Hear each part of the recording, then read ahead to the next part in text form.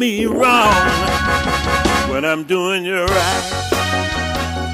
Baby, when I'm doing you right. Yeah, I bought you a car, house, and a diamond ring, and you're acting like I haven't done a thing. I wanna know how can you do me wrong when I'm doing you right? Tell me, baby, I wanna know how. Oh, I wanna know how can you do me wrong? Oh, baby, baby, when I'm doing you right. Oh, yeah, when I'm doing. Welcome to the Ghetto Free Press. This is the voice of the people, the Ghetto Free Press. We report what others ignore. Round and around she goes, and where she stops, nobody knows. But we the people of the United States of America, in order to form a more perfect union, but this union cannot be formed without truth in the scales and balance. So get ready, get ready, get ready, get ready, and let the water flow. For we are living in the age of Aquarius. And the age of Aquarius represents the breaking of the water. And where there's water, there is new life. And the truth always brings about freedom. For without truth, there can be no freedom. Get ready, get ready, get ready. This is on behalf of the Quitman 10+2, Lula Smart, and the outstanding work they have done in Brooks County, the state of Georgia, and in the United States of America for voting rights. We do not believe that Lula Smart have done anything wrong. We do believe that members of law enforcement and others in our governmental bodies took this action because for the first time in Brooks County history, Brooks County School Board of Education had a majority black membership. And this is what we believe have been the thrust behind what has been done to these outstanding citizens. 12 to be exact. Letitia Head is now dead, deceased. She was a lupus patient, and we can only imagine how much stress this case brought upon her. And so the Ghetto Free Press want to take this time out this morning. This is the 19th day of the trial of Lula Smart in Brooks County, Georgia. Yet no news media, no television stations seem to care enough about voting rights in the state of Georgia to record this historic court case. Lula Smart, beyond question, has done nothing wrong. The GBI agents, nobody that testified could name any law that she had violated. And so we are accustomed in the black community and the white right community for having to fight for everything that we get. Black man, woman, and their children. You may disagree, but the historic archival record of America speaks for itself.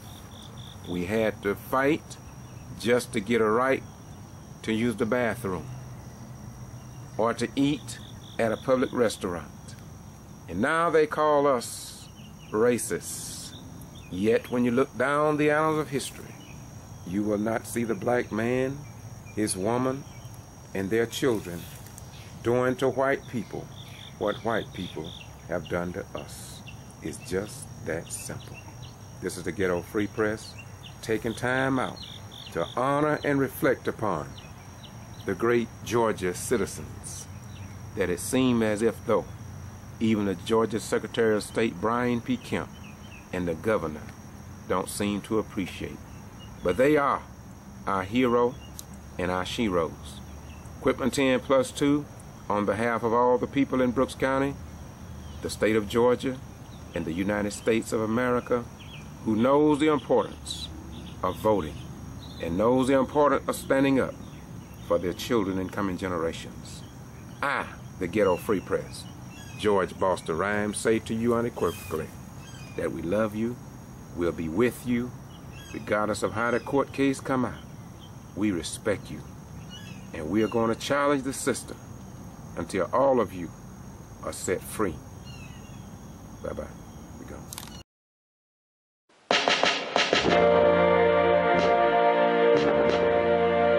Tribute to an unknown soldier, the author of eternity, in an allegorical setting. By conspicuous gallantry and intrepidity in action, at the risk of his own life, above and beyond the normal call of duty, somewhere in the Middle East, near a place called Calvary, a soldier stepped out on the battlefield of time, traveling from time into eternity, fighting with the sword called justice. At his birth, insurgents were sent out to seek the unknown and were met by wise men who had been thoroughly trained in all manner of military maneuvers, such as espionage, sabotage, and subversion, thereby being able to break every code of the enemy and maintain the secrecy of the mission.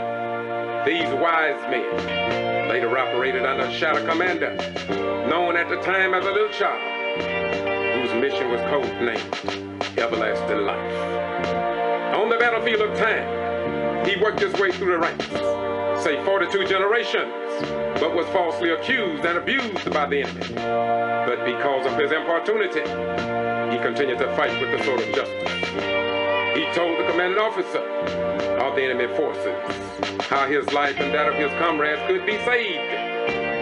But they laughed him to scorn and said, "We have power to kill and let live." He allowed the enemy to carry him away captive, but he kept faith in his fellow comrades.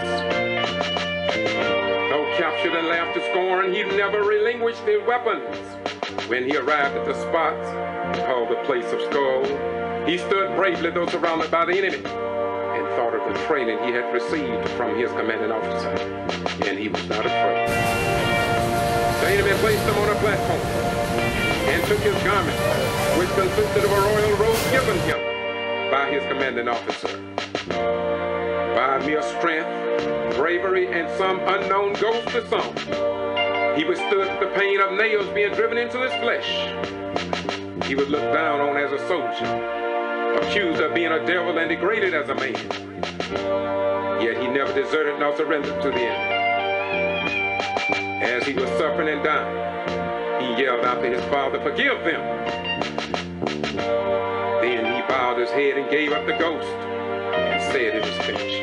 The man in charge of the execution wrote a title above his head in 3 different languages: Hebrew, Greek, and Latin, which may have been classified at the time, but has since been downgraded for everyone that will accept it.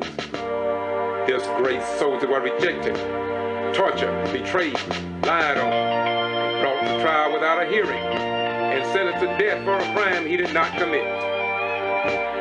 Willingly, he gave his life for the wrongs of the world, which was above and beyond the normal call of duty. But he never received a Medal of Honor. He was wounded many times, but he never received a Purple Heart. He was the greatest pilot the world has ever known.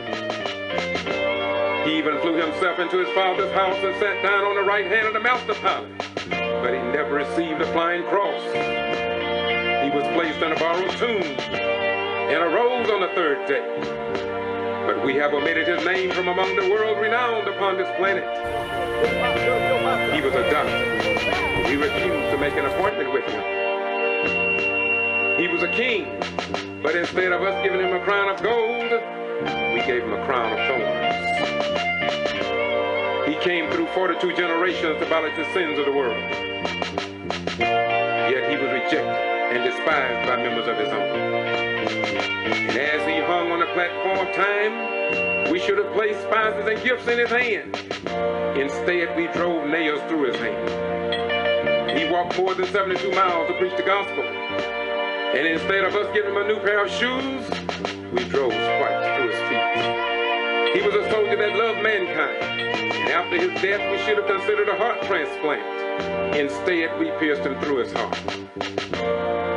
This great soldier was not an electric clock, but on the battlefield he kept good time. He was not a nuclear bomb, but his power was devastating. He was not the ringleader of Watergate, but he spoke of a heavenly gate. He was not an MX or a cruise missile, but his love had cruised the world over. He was not sought out by the vampire world, yet his blood was good to the last drop. This brave, outstanding soldier lived as an angel, died as a thief, and rose to be the mayor of mayors, governor of governors, president of presidents, master of masters, king of kings, and will be crowned Lord of all.